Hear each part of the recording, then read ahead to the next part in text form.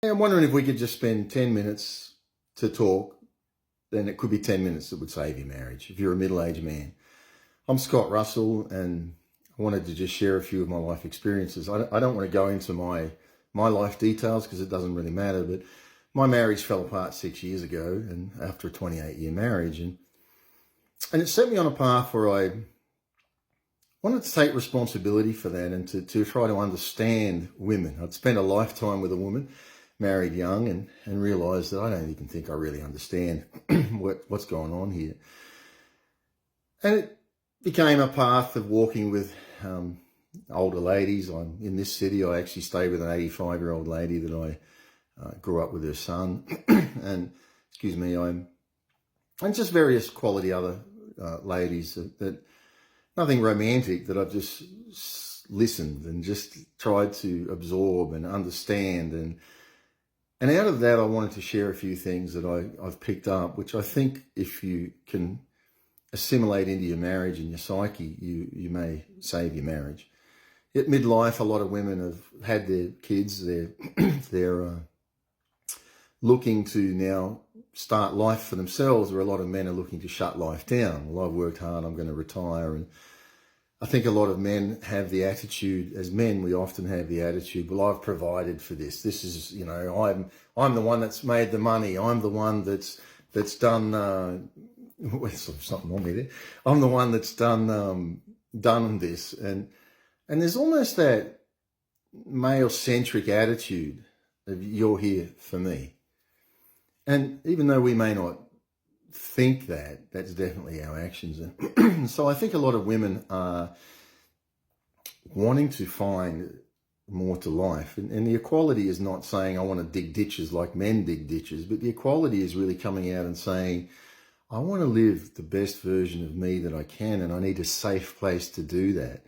And so often as men, the women will complain, might go to counselling, or somebody will give advice that, make her a cup of tea in bed every morning and she'll be happy, just as an example, right? And so because men are very actions, we got to solve this. So you make a cup of tea every morning and you give it to her, and after about a month, you'll always revert back, because it'll be like, oh man, this morning I got to get to work. So sorry, love, I can't do it this morning. Because it's not really coming out of your conviction. It's coming out of you just trying to shut a woman up because she is nagging again. And we don't really hear what her heart is saying. We hear what her words are saying. We're trying to process words so we can control it, fix it, because men are fixers. I'll fix this up and things will be good. And maybe, I'm not getting enough sex from this woman, so I'll, why aren't you giving it to me, woman? And it becomes a transaction. And I think the woman's there just feeling like, man, I'm just being used. I don't feel a connection here. They're not taking the journey with me. It's just hey, I'm the man, fulfill this. And I think a lot of women are just meeting an obligation, and instead of really just being on that journey of love. And as I look at that, and I've just been thinking about the future, and I've not been in a relationship for 6 years for this purpose. I was just sharing with a lady tonight that I've walked with and talked some of this stuff. And I said, look, I've not had a sexual relationship since my marriage fell down. It's been 6 years. And I said, and one of the reasons is I don't want transaction. I don't want my mindset as a man to turn into sex is just all about pleasing me.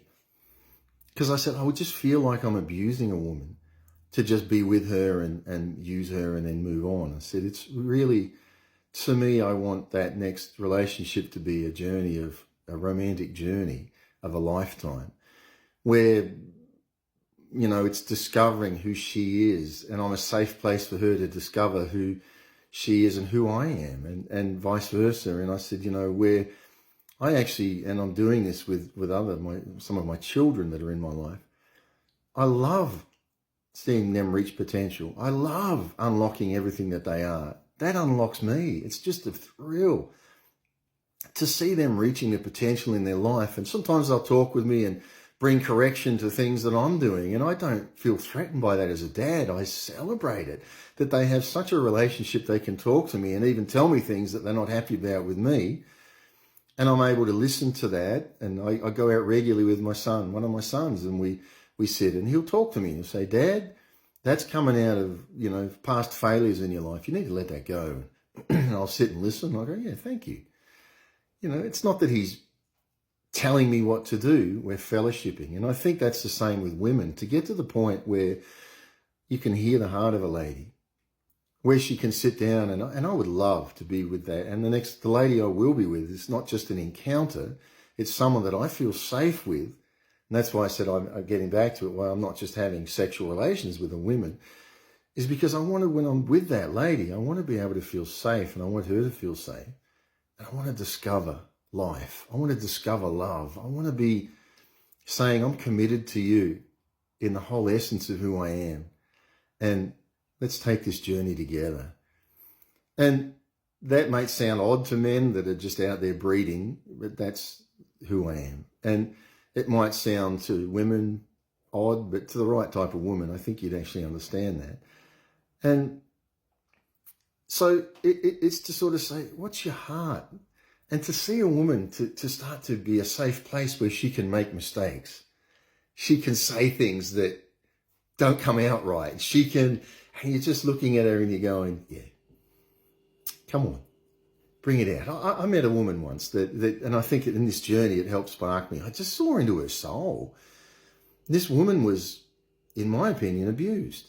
She's always put down who she is to please others and not reaching the full potential. And as I could see into this woman, I could just see so much untapped potential. Man, I think I fell in love with it. I was like, man, far out. I've never seen such an amazing creation. And we weren't really in a place where we could do anything with that, but I didn't know that was possible. And when I saw her, I thought, man, for that woman to have the confidence to be able to be in a safe place to unlock everything that I'm seeing in her, it would be the most beautifully amazing thing I've ever seen. And to me, it felt like it would be the completion of me as a male to see her complete as a female.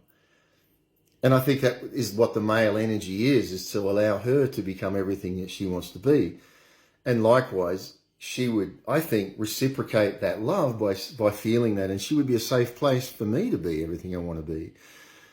And I could just see the dynamics of that. And I think as men, we don't take the time. We keep thinking that, well, if I'm giving them things, I'm giving her a house, I'm giving her a car, I'm taking care of our children, I'm doing. And men often fall into the trap of thinking that doing is love.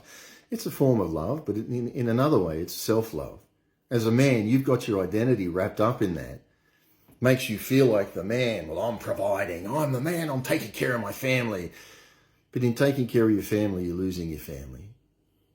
And I think it's a case of if you took that journey together with that lover, if she stayed your lover, and you just fostered that and you sat and looked at sunsets together. And that doesn't mean you've got to end in sex. It means you're sitting looking at a sunset together. You're just loving life.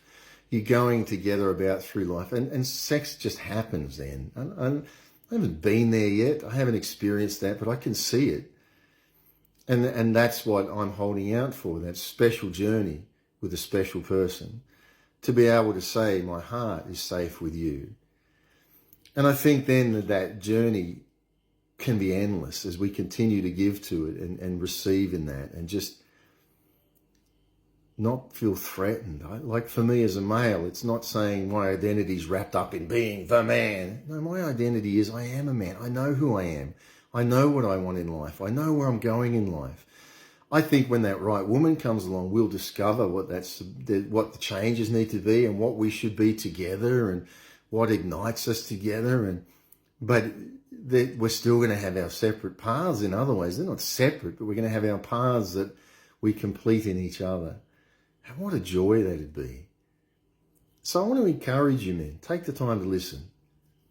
Don't just listen to what you think she needs, not transactional love, a flow of love, a romantic flow where you say, let's flow together, let's journey together, let's be together, and let life be everything it's supposed to be.